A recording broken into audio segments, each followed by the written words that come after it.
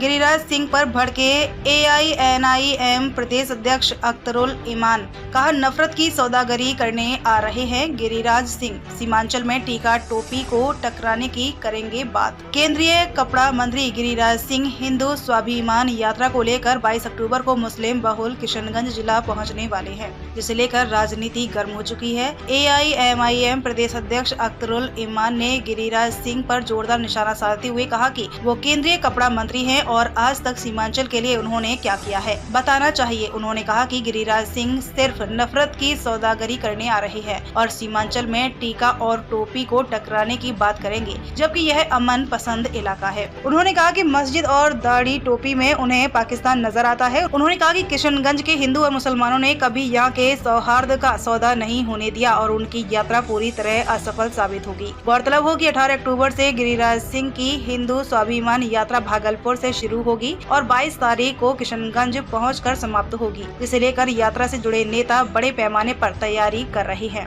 किशनगंज से राजेश दुबे की रिपोर्ट। अच्छी बात है, उनके पार्टी का प्रोग्राम है।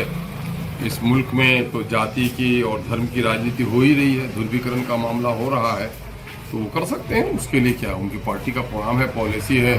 उनके बिहार स्टेट के प्रेसिडेंट यहाँ पर हैं, तो उनको तो प्रोग्राम करने का हक है। क्या है, सीमांचल के 3 जिलों को ही फोकस किया उन्होंने, अररिया, पूर्णिया, कटिहार, किशनगंज, ये 3-4 जिले उनके फोकस। एज ए राजनेता, एज ए मिनिस्टर, सबसे पहले तो उनकी सबसे बड़ी जिम्मेदारी है कि बिहार के कोटे से वो मिनिस्टर हैं। पिछले दिनों में ग्रामीण विकास पर रहे, अभी टेक्सटाइल में है। इस क्षेत्र में उसने क्या दिया?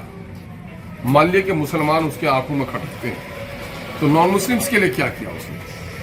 ये लोग, चूंकि बीजेपी का जो मेयार है वो गिर रहा है और उसका हर स्तर पे उसकी गिरावट आई है, तो फिर से वो नफरत की सौदागरी करेंगे। मैं भविष्यवाणी कर देता हूं आपको, वो यहाँ आएंगे, वो टीका टोपी को टकराने वाली बात करेंगे, यहाँ की मस्जिदें उनको खटकेंगी, यहाँ मुसलमानों की आबादी उनको खटकेगी और यहाँ पर जो हिंदू और मुसलमानों का प्रेम है ये उनको खटकेगा। ये नफरत के सौदागर हैं ये लोग कभी भी अमन, आस्ती और मोहब्बत नहीं चाहते हैं। पिछले दिनों में उनका दौरा किशनगंज हुआ था, तो किशनगंज की गरीबी उनको नजर नहीं आई। किशनगंज में जो गंगा जमनी मोहब्बत है हिंदू और मुसलमानों के साथ, ये पवित्र रूप उनको नजर नहीं आया। वो यहाँ की मस्जिदों को, दाढ़ी टोपी को देखकर पाकिस्तान उसको नजर आया। तो मैं समझता हूं कि केंद्र के सत्ता पे विराजमान एक मंत्री जो संवैधानिक पद पर हो, उसका इस तरह पक्षपातपूर्ण बयान देना कहीं से मुनासिब नहीं है। फिर भी हम वो आ रहे हैं, उनका प्रोग्राम है। मैं कहता हूं गिरिराज साहब, नफरत आप बिहार के दूसरे कोने में फैला लीजिए, लेकिन मैं दावे के साथ कहता हूं किशनगंज में हिंदू और मुसलमानों के दरमियान में जो मोहब्बत है, इसमें नफरत की आग कोई नहीं लगा सकता। और मैं दावा कहता हूं कि आप 2-4 दिन अगर इस सीमांचल में रह जाइएगा तो नफरत की जो बीज है ना, आपकी नफरत की जो आग है वो भी ठंडी पड़ेगी। क्योंकि सीमांचल के लोग गरीब हो सकते हैं, निरक्षर हो सकते हैं, कल कारखाने नहीं है, बीमार हो सकते हैं, लेकिन हिंदू और मुसलमानों में कभी यहाँ की मोहब्बत का सौदा नहीं होने दे सकते हैं। आज जो हिंदू और मुसलमानों की मोहब्बत, जो गंगा जमनी तहजीब, जो संगम, जो प्यार, जो प्रेम, जो स्नेह, जो सौहार्द किशनगंज और सीमांचल में है, ये पूरे देश को नसीब नहीं है। इसलिए इसको बिगाड़ना किसी के बस का रोग नहीं।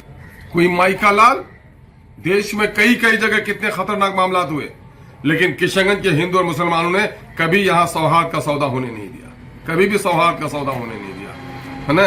यहाँ के लोगों ने कहा है, बीज नफरत का हम किसी को बोने नहीं देंगे, फूल नफरत का हम कभी खिलने नहीं देंगे, मर जाएंगे, मिट जाएंगे, अपने सौहार्द का सौदा कभी होने नहीं देंगे।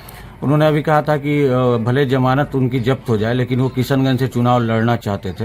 अरे भाई, दिलीप जायसवाल जी तो यहाँ से जीते हैं, जमानत जब्त होने का डर क्यों रखते हैं? आना चाहिए, देश में तो हर जगह लड़ने का है। ये सारी बातें शोभा देती हैं क्या?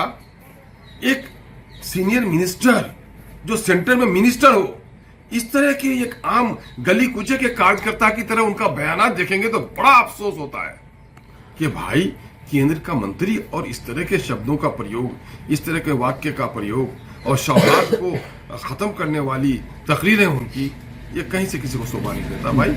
और फिर मैं तो कहता हूं कि ऐसे लोगों की बातों पर आप लोग भी ज्यादा नहीं पढ़ना चाहिए, और हम लोग तो बोलने से वैसे भी परहेज करते हैं। भारत में रहना होगा तो वंदे मातरम कहना होगा, इस पर क्या किसके अगले की मजाल है? किसके अगले की मजाल है? सारे जहां से अच्छा हिंदुस्तान हमारा, जो इसको मिटाना चाहेगा वो बर्बाद हो जाएगा।